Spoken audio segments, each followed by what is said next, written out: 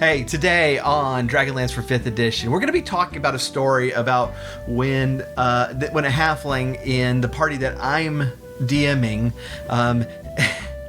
ended up taking a nap with an ancient red dragon and thereby letting hundreds escape from her notice.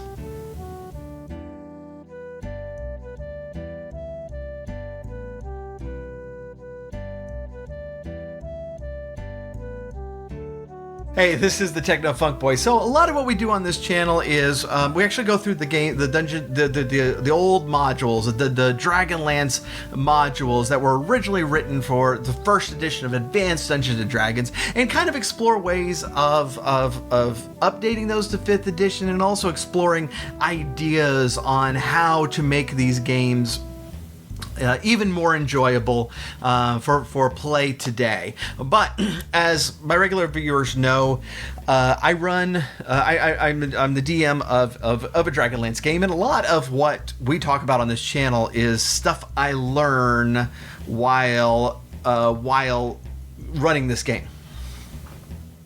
And so this was actually an event that happened in the most recent game that we played that was fun enough that I thought I would share it as kind of a war stories about what happens in our games and kind of the kookiness that can result in it. So we're in part of the game that takes place in Pax Tharkus. So if you've read the novels, this is like the last segment of Autumn Twilight, of the first book.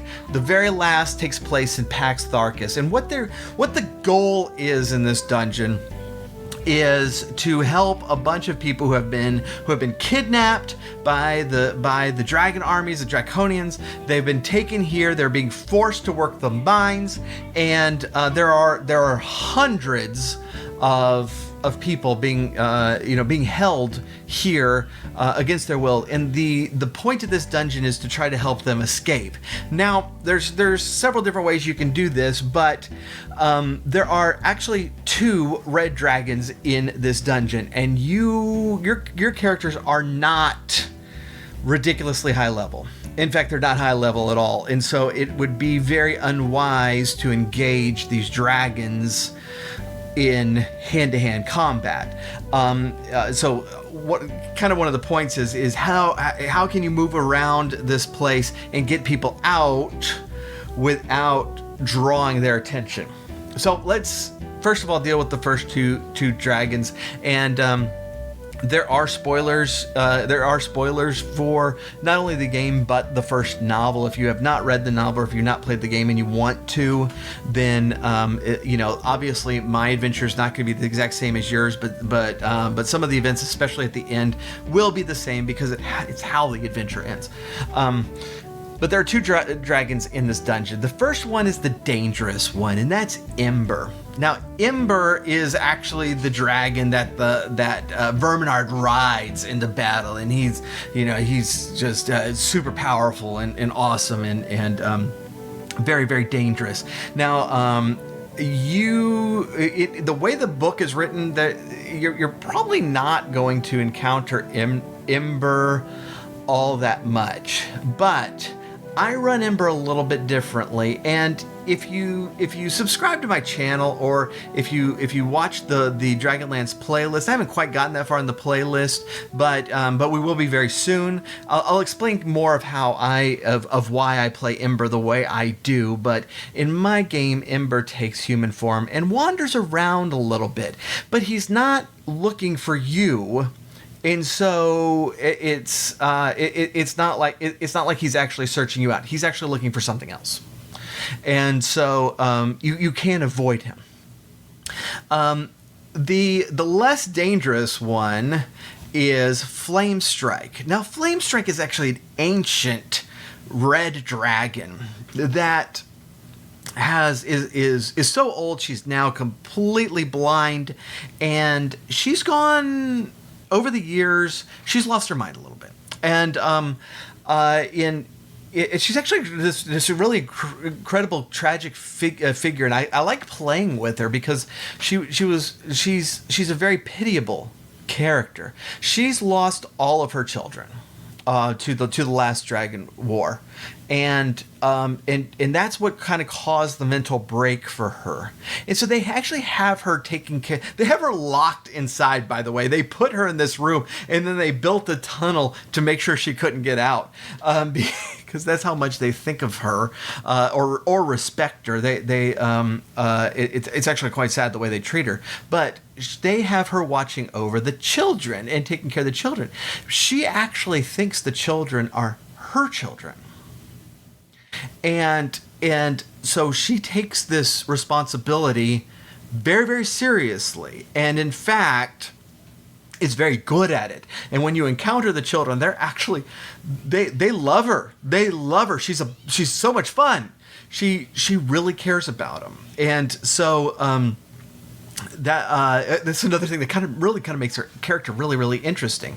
So the way you get in, most likely, is you go through the Slamerie, the secret way, and in there you're going to get into the basement of Pax Tharkus, and that's where our characters went, and that's how they got in. And so immediately they take care of some of the Draconians there, and then they go into where the women are imprisoned. The men are over in the mines, the children are upstairs with Flamestring, and the women are trapped down here. But there are some women that are, tasked with, bringing the children food, taking them outside to play, and that's kind of your opportunity to get in. And so that, our adventure kind of goes very close to the book. In this one, they decide that they're going to put on the disguises. The characters in my party that were full sized put on women's robes and stuff and hid their faces, while we have a gnome and a kinder. And the kinder and Dragonlance are halflings, and so they're very, very small, and so they dressed up like children. So what happens is they open the door and they're about to head up. It is very, very late at night at this point, and Ember is in human form on the other side of the hallway, about 60, 70 feet away. And I'm expecting them to hide because he's not looking at them, but our party decides they're going to sneak up on him and try to get a good swipe in the back before they realize that this is a dragon and probably should not be approached in such a way. And so they start sneaking forward and just roll horribly on stealth. And so Ember immediately turns around and sees them. So anybody who's played the game or knows what's going on, you might be wondering, why isn't Wormslayer rattling at this point? And the character who was holding Wormslayer was actually in the other room, way in the back, and I measured out. For those who are wondering, Wormslayer is a sword that buzzes within 30 feet of a dragon, and Wormslayer at this time was over 100 feet away, and so it was not going off. Although that would have caused pandemonium. So this dragon is looking there, and our characters, the people who were visible was one human, and our gnome and our kinder, and so he took them right away to be just one of the women and two children. And so immediately it's like, wait a minute, why are you down here? You should be upstairs. And our characters roll well, and Ember does not. And so they go with it, and they're like, oh, they wandered down here because they were hungry or had a nightmare or something like that, and he bought it. And so he just tells the woman who was actually a wizard in our party, and he hadn't realized it. It's like, go take him upstairs. And she, I think, kind of froze a little bit here, and so. Ember finally is like, okay, look, I'll just bring him up. So our kinder, so here's what you need to know about kinders if you haven't played DragonLance, is that kinders are fearless. They're halflings. They're most typically rogues, and they're actually immune to fear. In their curiosity, they have this insane wanderlust and curiosity. And so when danger rears its ugly head, the kinder goes, oh, cool. And that's exactly what happens here. So our kinder player, Rosie, just strolls right up to this dragon and holds her arms out to be carried. And I rolled a wisdom roll from the dragon, and he rolled very poorly. And so he like sighs and picks her up and starts carrying her upstairs. Meanwhile, Rosie is trying to pick his pockets and pretending to be asleep. And so, actually, Ember starts kind of patting her head a little bit and going there. Not really knowing what to do, but it's just like, okay, this is a sleeping child, and not realizing that this is a kinder. So they go upstairs and they get put in the room. Now, Flamestrike's asleep. So there's a room with the children. Then there's a room that Flamestrike is actually trapped in, and it's a huge room. But you got to get through there. So they're put in there.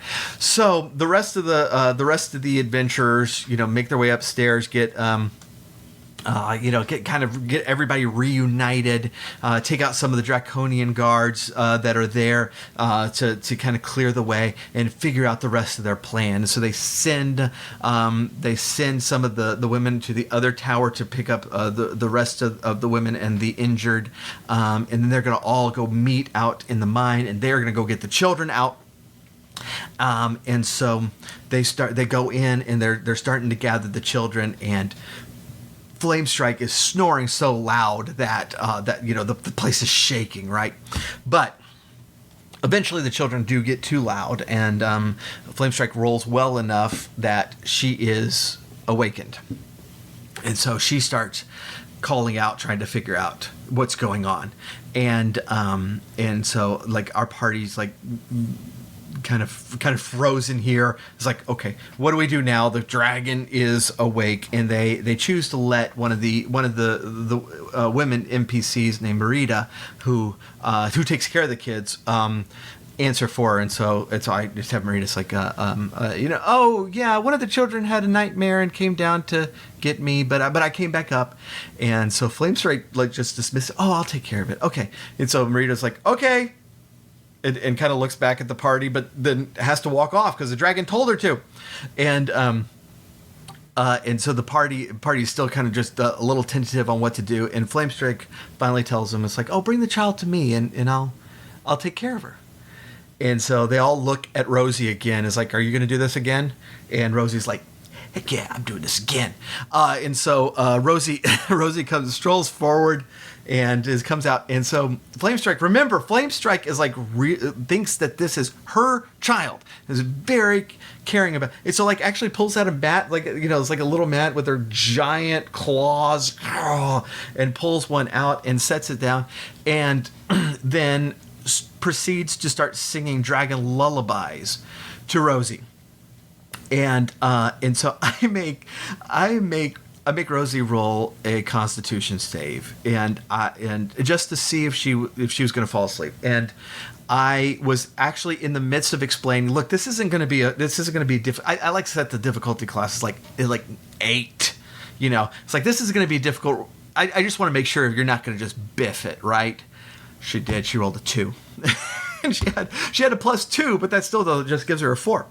And so Rosie falls asleep,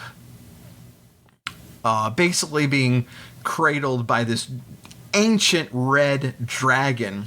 And the rest of the party's like, all right, well, it's time to leave. And so they leave Rosie there as they're all like coming out, and I finally get Rosie to wake up, and they have some hijinks on the way out, but the kind of important thing is they get all the kids out. So the way the adventure ended, and the way the book actually ends, is that Ember has gotten wind of everything. He comes out with Verminard riding. They're about to attack, and just then Flamestrike gets out of her prison and thinks that Ember is attacking her children, so she attacks Ember instead, and thus giving the party a chance to leave.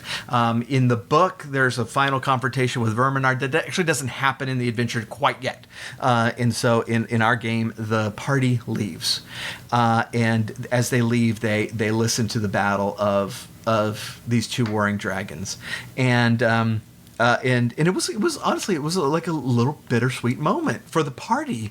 Who, I mean, Rosie had just taken a nap with this dragon, and they I think they really did like her, and so she asked, and so I made her roll an intelligence roll to see if she remembered the song.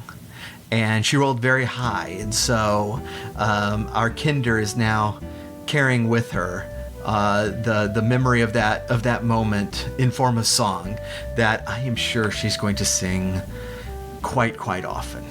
But yeah, so that was our adventure in Pax Tharkus. If you are a DM that is interested in running this game, please do subscribe to the channel. Hit that little bell in the corner. That's going to give you notification of when new videos are uploaded. We're going chapter by chapter through the original game, and kind of giving suggestions on how to run it, on how to approach different things, giving some ideas on how to convert it into 5th edition if that's what you are interested in doing. That's what we're doing currently. There's a bunch of good Dragonlance stuff here, and if this is something that you like, let me know, because if you like war stories from my party's adventures through this game, I'd be happy to tell them. We are having an absolute blast, and I have a great party playing, and so we're entering into the mountains right now, or right after Pax Tharkus, and so moving right along. And so it will be very, very soon where I start. I get up the videos on some ideas on how to run Pax Tharkus, because it's a hefty place and there's a lot going on, but it's a lot of fun. It's a really great dungeon. So I do appreciate you tuning in, and please do subscribe below, and we will catch you next time.